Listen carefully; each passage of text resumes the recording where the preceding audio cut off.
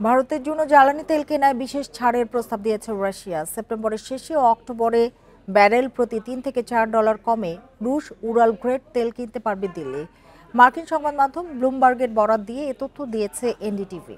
এতে বলা হয়েছে রাশিয়ার জ্বালানি তেল কেনা নিয়ে দিল্লি ওয়াশিংটন সম্পর্কে নতুন মোড় নিতে পারে।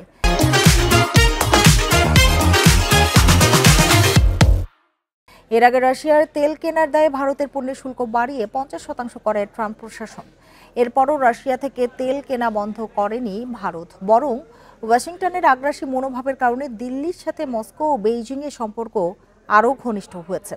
সম্প্রতি চীনে এসসিও শীর্ষ সম্মেলনে ভারতের প্রধানমন্ত্রী বলেন, দিল্লি মস্কোর বিশেষ সম্পর্ক রয়েছে। চীনের প্রেসিডেন্ট শি জিনপিং এর সাথে সাক্ষাতেও পারস্পরিক অংশীদার হওয়ার প্রতিশ্রুতি দেন নরেন্দ্র মোদী।